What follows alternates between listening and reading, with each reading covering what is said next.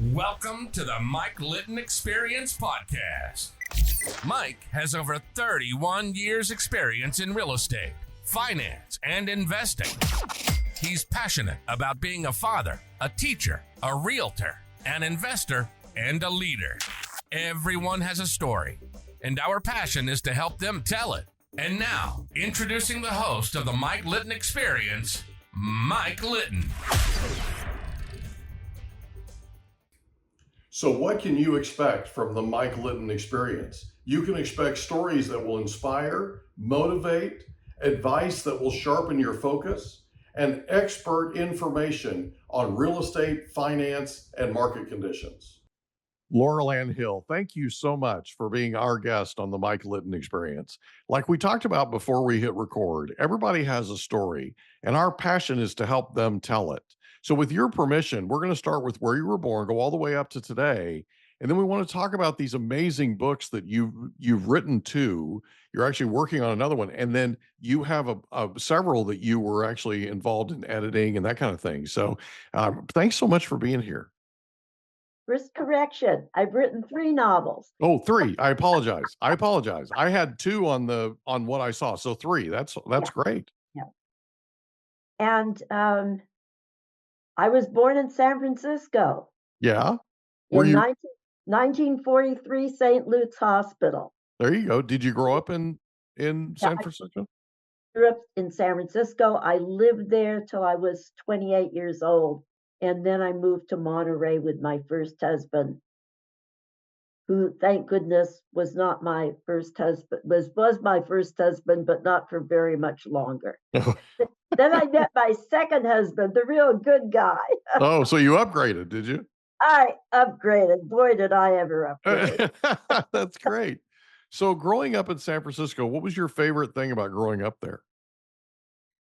I just, we were in this flat up on the 3rd floor, and we had 3 generations living in a 2-bedroom flat, with 1 toilet. And it was an experience. And of course, my father was an alcoholic, and that made things interesting and sometimes very, very frightening. Yeah. But I just loved my little neighborhood. I loved the backyard when I was young, because the houses in that area of San Francisco were all built with the yards in the back. So you could go out to your backyard and you could look around and see everybody else's backyard. Oh. So, well, as much as the fence is allowed. Yeah. So it was just a place where I could make things up. I could make stories up in my head. And we had this redwood tree that was almost as tall as the 3-story house. Wow. It was about little over 2 stories high. And I would go and I would talk to the tree, and I would stand by there and hug the tree. Oh. And when I was very, very young, I wasn't allowed out on the street by myself, and even down in the yard, I had to have company. But I just loved the little garden. Yeah. And that became my inspiration for so many things later in life. Wow. That sounds like a wonderful way to grow up. So growing up, who was the most influential person to you? Probably my grandmother.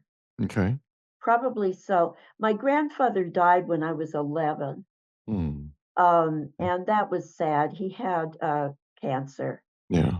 And they were poor, so he went to, San Francisco General Hospital. And he actually got through the operation, but then he died because they didn't treat post-surgical cases the way they do now. Where you have to do that breathing apparatus. Mm-hmm. Well, they didn't have all that. So he got pneumonia and he passed. And that was a tragedy. I loved my mother and very, very close. But my grandmother could do different things than my mother could do. And of course, my mother could do different things than my grandmother could do. But we, we just established this amazing relationship of the three women together, and four women if you included my sister, my older sister. And my grandmother was just kind of the trigger for it all. She just was loving. She only had an eighth grade education. She had to go to work when she was 12 because her father died. There were like 10 children who lived, 9 or 10. And so she was put out to work because she was old enough at 12. Wow. Sounds like a fascinating woman. Yeah, she really was. And she was very religious. She was a Methodist, and she tithed. You know, no matter how little that she and Grandpa had, she tithed for 10%. That's sweet. Everything. You know. That's really sweet. So So yeah. in high school, did you have a favorite subject? Well, I liked most of my subjects. I really loved drama. And it scared me because I had to get up on the stage and start doing something as I was told to do it. And, you know, act like you're a frog or this or that or the other thing. And so I didn't know exactly what I was supposed to do. So that was difficult. But once I got into it, I really loved it. Now, I loved my English classes. I loved to write. I loved my science classes. Oh, I loved my chemistry classes, especially when things kind of went when they weren't supposed to. So you like blowing things up, do you? Oh, yes. So after you, amazing. yeah. So after you graduate high school, where do you go? Well, I went to San Francisco State College. And the reason I could go there was because in high school, I had entered essay contests. Okay. And I had won them, and I kept winning them. And these were contests open to students in San Francisco. Right. So about the 11th grade, my English teacher, you know, said, well, why don't you try entering this one? So I did. And I won like a second prize, and it was $10. I thought, gee, you know, that's pretty good. Yeah. So I tried the next one, and I won a $50 piece of stock. Wow. And Good I for said, boy, you. this is really good. No kidding. And I worked my way up, and I won over $500. Oh no, $500 was just the last one that I won. Yeah. At the point I graduated from high school. So I had enough money for 4 years of college tuition and books Oh, good at for San you. Francisco State. And then I also, I won a Magnavox stereo system, and I won a Bullable watch. Wow. And then I took exams. I would study a subject, and then I'd go take the exams. Well, I only won $10 for winning a second prize in the United Nations exam.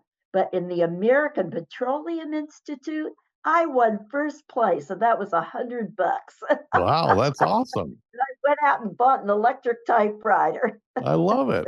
Congratulations. That's cool. So you go to San Francisco State. What do you study? Well, I was in the science program. Okay. So I figured out by this time I'd probably try and be a medical technologist. Okay. Because first of all, I didn't have money to go to medical school. Right. Second of all, at that time, it was very difficult for a woman to get into any medical school. Yeah. So what women did at that time, if they were interested in medicine and didn't want to be a nurse, which I didn't, they went into medical technology. Okay. So that's what I chose. And I think that I graduated summa cum laude. Yeah, summa cum laude from SF State. You were a good student. I only got a couple of lower grades. Like I got a C in skin and scuba diving because all the equipment was made for men and nothing fit, and it was very difficult for me. But I got through the class. I just didn't get a very good grade because it took me too long to do everything, Yeah. Nothing fit. Yeah. My mask kept filling up with water. I have to. That could be a problem. But I loved it. And of course, later on, I got the equipment that fit, and I went in and did that for one of my fun activities for the first 35, 40 years of my life.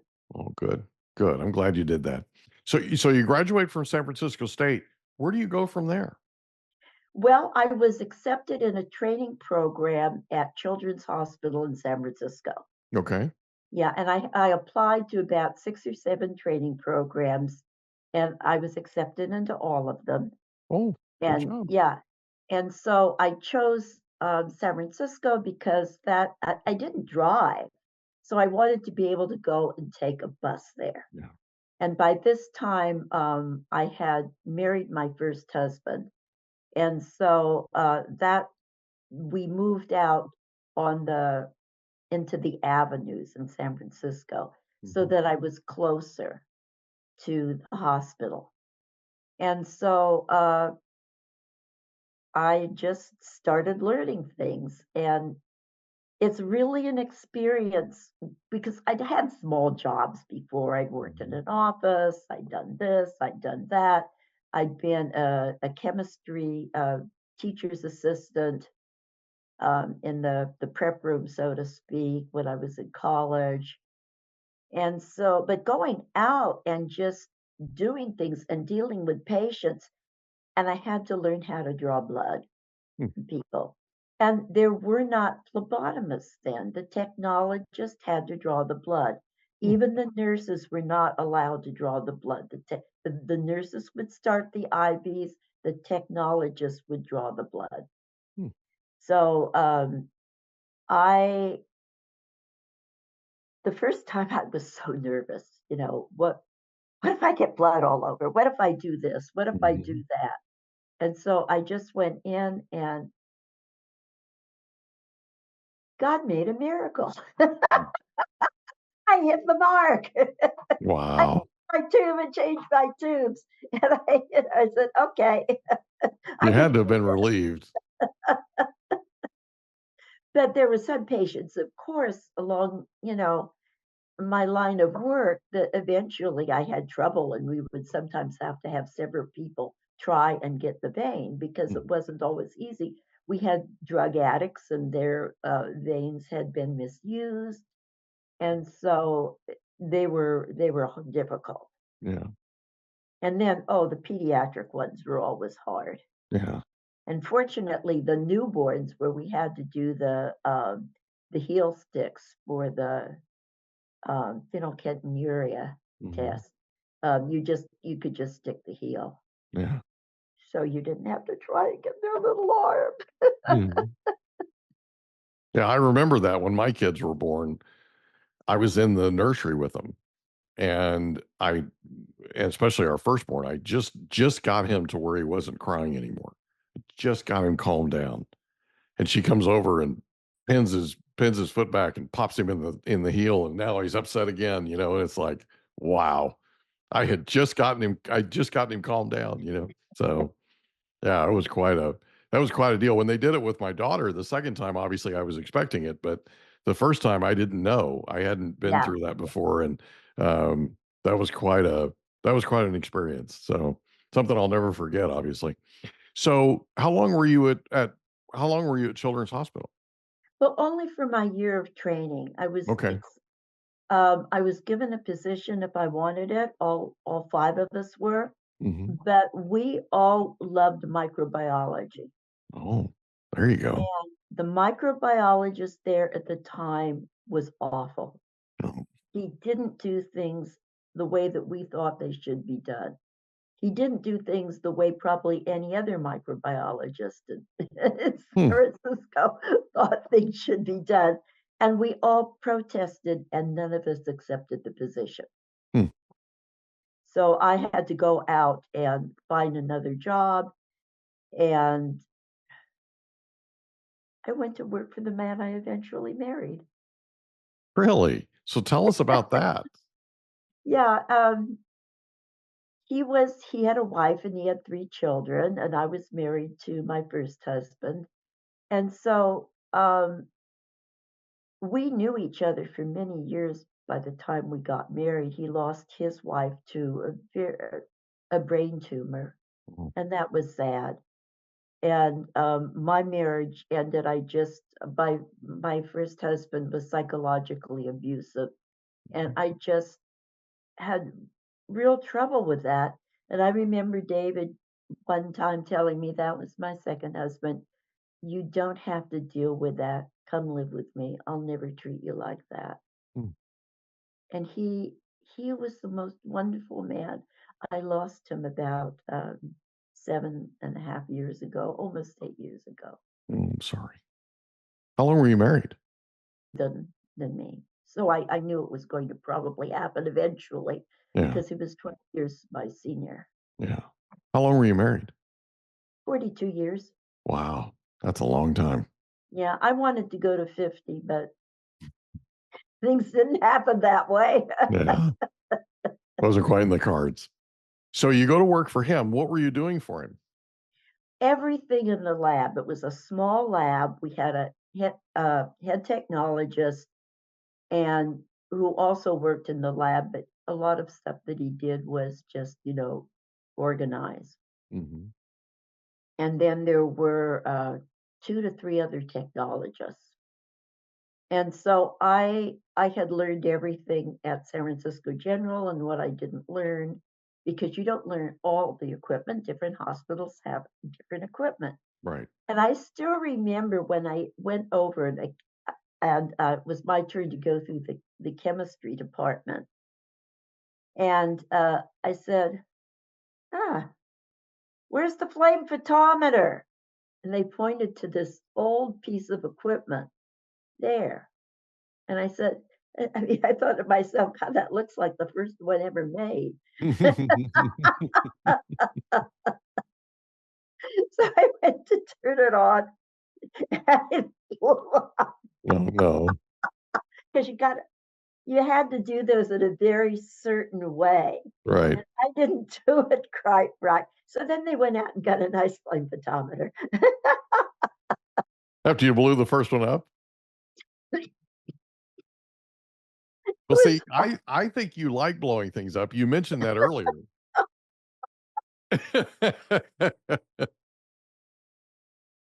Oh dear.